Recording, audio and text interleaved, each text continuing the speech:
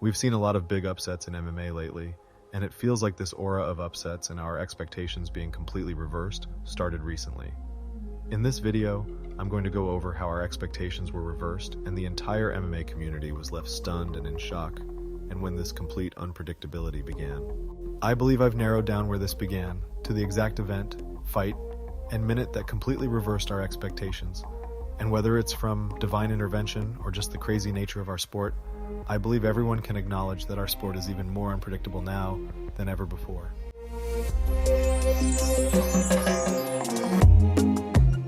The night that started this all happened a mile in the sky, in Salt Lake City. The pound-for-pound best fighter in the sport, Kamaru Usman, was set to defend his title against Leon Edwards. Kamaru looked untouchable, and Leon had just been nearly sent to the Shadow Realm by Nate Diaz the year before.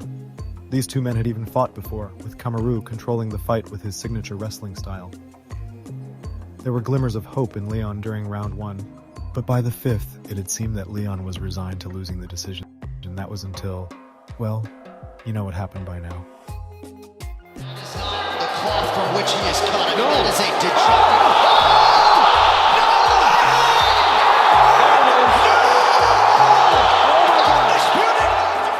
With one kick, Leon had completely shattered Kamaru, and suddenly, the impossible seemed possible.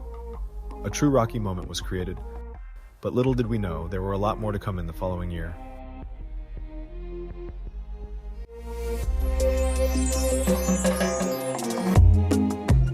The next fight that will draw my attention occurred 2 pay-per-views after Usman, Edwards 2. On October 22, 2022, Petr Yan was set to face Sean O'Malley in a fight with huge title implications. Yan, being the former champ at 135 and coming off of the second Aljo fight, was expected not only to win, but dominate the rising star with his overall superior skill set. O'Malley had a different idea, showing that he belonged there with the upper echelons of the bantamweight division. While I and many other spectators had thought Petr Yan clearly won the fight, O'Malley secured the W via split decision, jumping up to title contention and continuing the downward spiral of Petr Yan. And oh yeah, speaking of title contention,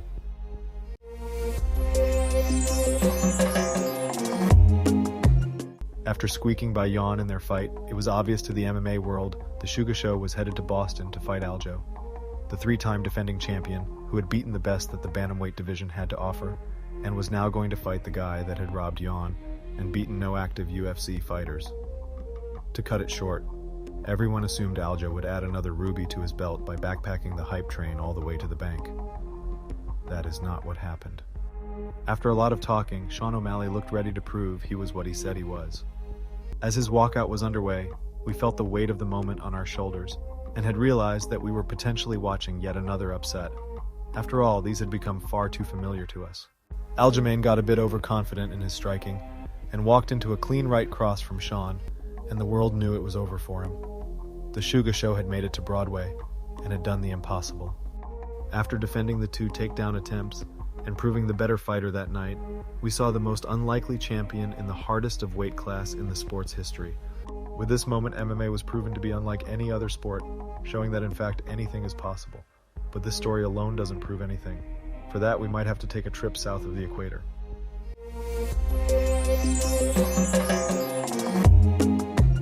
I know what you're thinking. Why is Volkanovski on this list? He lost this fight. Yeah, sure he did. But no one had given Alex the light of day. Everyone had thought the new hotness at the lightweight throne, Khabib's replacement, would dominate him pillar to post. I don't think I need to explain. That isn't exactly what happened that night in Perth. Volk kept the fight competitive in each round. He outlanded Islam 164-95, finished off the fight grounding Islam's face into the canvas, and certainly looked less beaten up after the fact. I won't hide the fact that I'm an Islam fan, not that I dislike Volk. But even with my fandom of Islam, I wasn't sure he'd done enough after the fact to come out on top.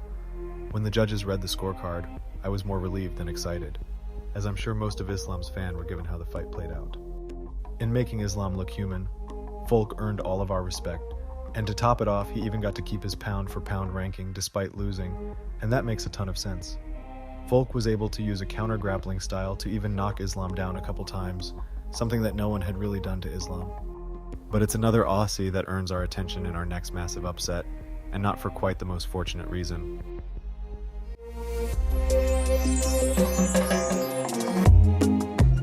After coming off of a sloppy win over Derek Brunson, DDP was booked against the Reaper himself, Robert Whittaker.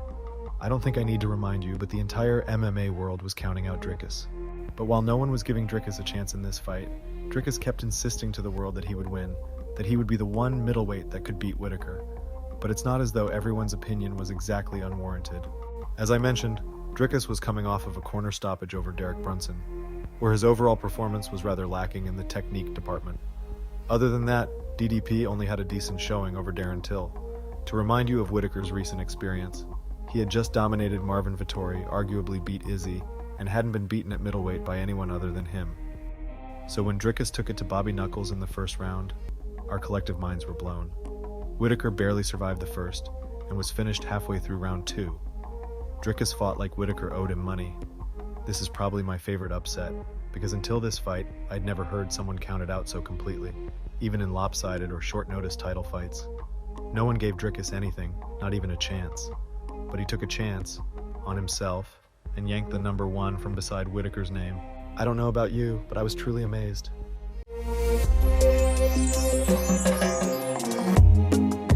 This is the fight that inspired me to make this video. This is what I believe to be the most important upset on this list. Now that could be recency bias, but just remember how we all felt before this fight. If you thought people were ruling DDP out, there was not a soul alive that believed Strickland would win this fight. With all the trash talk, Strickland's style, and both of their last performances over Alex Pereira, we all assumed Izzy would kick his way to the first round knockout. Now we all know what happened, and I won't bore you with the overdone analysis of the 1-2 and all. But what really shocked me and most fans was just how flawless Sean looked in this fight. Izzy couldn't touch him. Sean not only won the fight, but in my opinion won every round and should have got the finish at the end of the first. Sean may not have done a TikTok dance over Izzy, but he did leave him frozen like Elsa. At least that's how it looked to me. It could have just been Sean's best night, and Izzy's worst. But that doesn't change the enormity of this. We have never seen anyone do that to Israel. Izzy came into this fight with around 50% significant striking accuracy, but only landed 34% in this fight. And it wasn't for a lack of trying. Izzy landed 94 out of 271. Sean Strickland just looked incredible that night in Sydney. This fight undoubtedly makes the cut for this video, and has left a permanent mark on UFC history.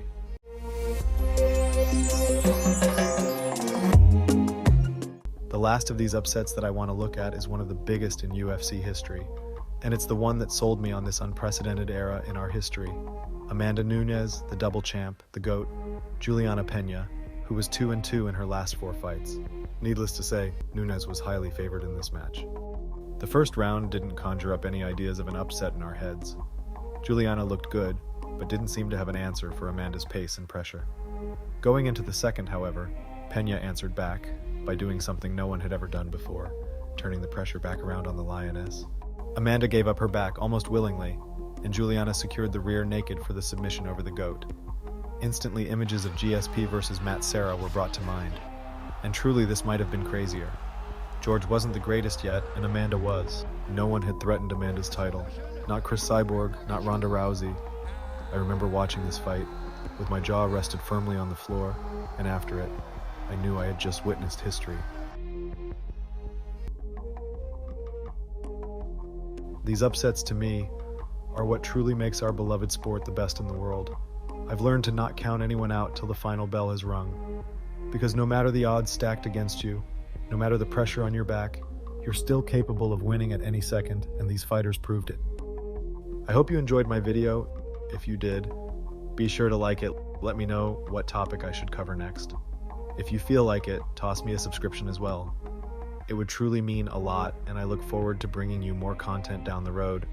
Thank you and peace out.